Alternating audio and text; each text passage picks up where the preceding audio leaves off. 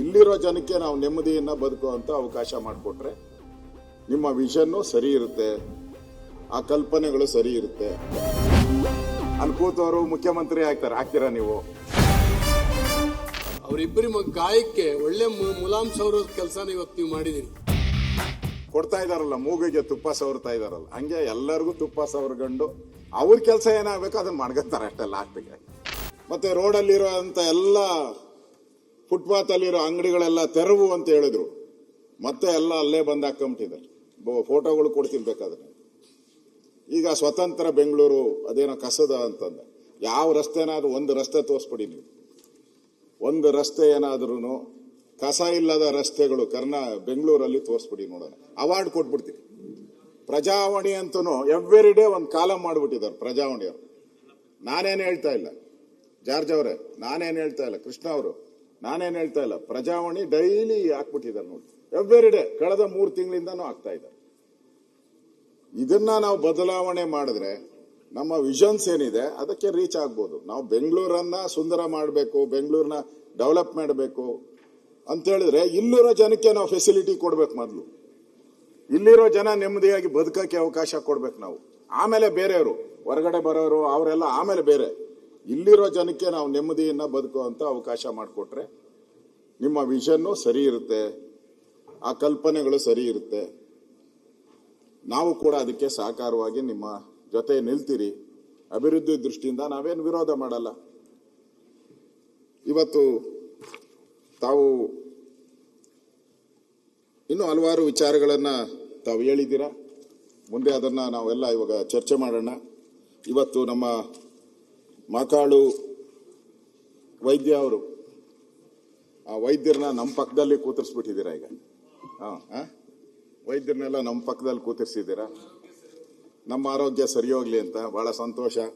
ಹಿಂದೆ ನಮ್ಮ ರುದ್ರಪ್ಪ ಲಂಬಾಣಿಯವರಿದ್ರು, ಬಹಳ ಕೋಆಪರೇಟಿವ್ ಆಗಿದ್ರು. ಪಾಪ ನಾನೇನ ಮರ್ತರೆ ಎತ್ತಿ ಕೊಡೋರು ಕೈಗೆ. ಅವರು ನಾನೇನೋ ಭಾಷಣದಲ್ಲಿ ಏನಾನ ಮಿಸ್ಟೇಕ್ ಆದ್ರೆ ಎತ್ತಿ ಕೈ ಕೊಡೋರು.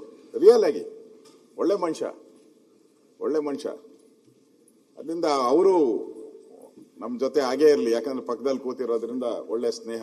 ಈಗಲೂ ಅಷ್ಟೇ ಸ್ನೇಹಿತರಿದ್ದಾರೆ ಲಂಬಾಣಿಯವರು. ಇವತ್ತು ಇಂಡಿಪೆಂಡೆಂಟ್ ಆಗಿ ಜಿಲ್ಲಾ ಪಂಚಾಯಿತಿಯಲ್ಲಿ 2 ಬಾರಿ ಗೆದ್ದು, ಇಂಡಿಪೆಂಡೆಂಟ್ ಆಗಿ MLA ಗೆದ್ದು, ಈಗ ಅವರು ಉಪಸಭಾಪತಿಗಳಾಗಿರುವಂಥದ್ದು. ನಾವು ಕೂಡ ಅದಕ್ಕೆ ಕೋಆಪರೇಟ್ ಮಾಡಿದ್ದೀವಿ. ಉಪಸಭಾಪತಿ ಎಲೆಕ್ಷನ್ಗೆ ನಾವೇನು ವಿರೋಧ ಏನು ಮಾಡಲಿಲ್ಲ. ನಾವು ಯಾಕೆ ವಿರೋಧ ಮಾಡಿಲ್ಲ ಅಂದ್ರೆ, ಈ ಕಾಂಗ್ರೆಸ್ ಲೆಟರ್ಡ್ ಅಲ್ಲಿ ಅವ್ರ ಹೆಸರೇ ಇಲ್ಲ. ಇವು ಕಾಂಗ್ರೆಸ್ ಲೆಟರ್ಡ್ ಕಳಿಸಿದಾರಲ್ಲ ವೇಣುಗೋಪಾಲ್ ಅವರು, Honorable Congress President has approved and the proposal for the indication of the new minister and ಇದಂತ ಎಲ್ಲ ನಿಮ್ಮ ಹೆಸರಿದೆ ಇದರಲ್ಲಿ. ಇಲ್ಲಿದೆ, ಇಲ್ಲಿ GS ಪಾಟೀಲ್ ಅಂತ ಇವ್ರ ಹೆಸರಲ್ಲಿ ಪೊನ್ನಣ್ಣ ಅಂತ ಇದೆ. ಪೊನ್ನಣ್ಣ ಬರ್ಲಿಲ್ಲಲ್ಲ, ಇವ್ರು ಬಂದಿದಾರಲ್ಲ, ಅದಕ್ಕೆ ಇದು ಲಿಸ್ಟ್ ಅಲ್ಲಿ ಇಲ್ಲ, ಇವ್ರು ಬಂದಿದ್ದಾರೆ. ಅದಕ್ಕೆ ನಾವು ಪೂರ್ತಿ ಸಹಕಾರ ಕೊಟ್ಟಿದ್ದೀರಿ. ನಾವು ಎಲೆಕ್ಷನ್ ಅಲ್ಲಿ ಪಾರ್ಟಿಸಿಪೇಟ್ ಮಾಡಿದಿರಿ, ಪೂರ್ತಿ ಸಹಕಾರ ಕೊಟ್ಟಿದ್ದೀರಿ. ಅವ್ರ ಪಾಪ ಮಂತ್ರಿಯಲ್ ಪಟ್ಟಿಯಲ್ಲಿ ಇದ್ರು. ಅವರು ಎಲ್ಲೋ ಏನೋ ಮಿಸ್ಟೇಕ್ ಆಗಿ ಅವರು ಲಿಸ್ಟ್ ಅಲ್ಲಿ ಇದ್ದವ್ರು ಪಾಪ ಸರಿಯಾಗಿ ದೋಣಿಯಲ್ಲಿ ಮೀನು ಹಿಡಿಯಕ್ಕೆ ಹೋಗಿದ್ದಾರೆ. ಯಾಕೋ ಅವತ್ತು ಮೀನು ಸರಿಯಾಗಿ ಸಿಕ್ಕಿಲ್ಲ ಅನ್ನೋ ಕಾಣಿಸುತ್ತೆ ಅವ್ರಿಗೆ. ದೋಣಿನೇ ಮುಗಿಸ್ಕೊಂಡು ಏನೋ ಪ್ರಾಬ್ಲಮ್ ಆಗಿರ್ಬೇಕು ಅವ್ರಿಗೆ.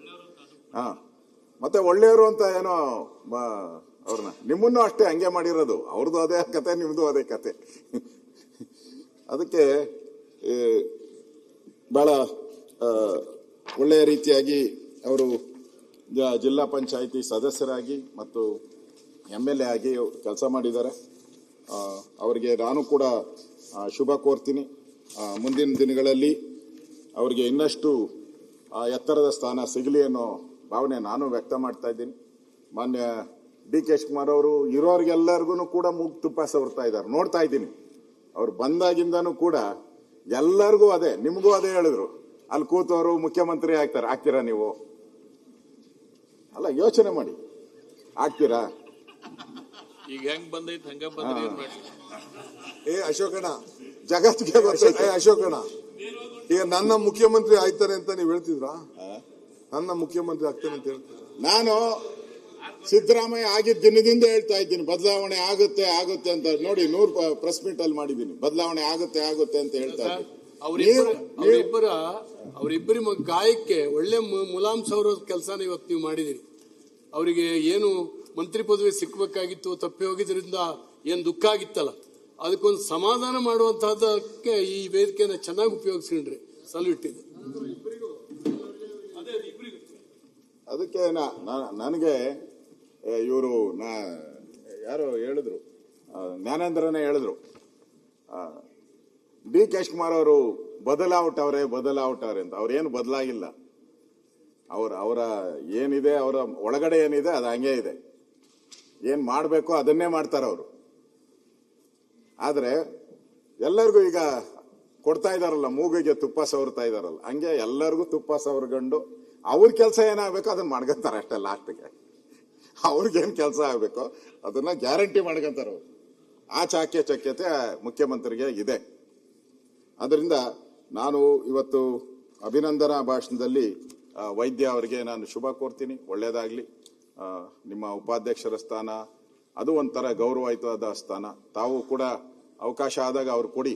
ನಮ್ ಖಾದರ್ ಸಾಹೇಬರು ಮಾಡ್ದಂಗೆ ಮಾಡಕ್ ಹೋಗ್ಬೇಡಿ. ಬಂದ್ ಕೂತ್ಬಿಟ್ರೆ ಎದ್ದೊಳ್ತಾನೆ ಇರಲ್ಲ ಮನುಷ್ಯ. ಪಾಪ ಇವರು ನನ್ನ ಕಡೆನೆ ನೋಡ್ಕೊಂಡು ಕೂತಿರೋರು ಉಪಾಧ್ಯಕ್ಷ ರುದ್ರಪ್ಪ ಅವರು. ನೀವ್ ಹಂಗ್ ಮಾಡ್ಕೊಡ್ಬೇಡಿ. ಖಾದರ್ ಅವರು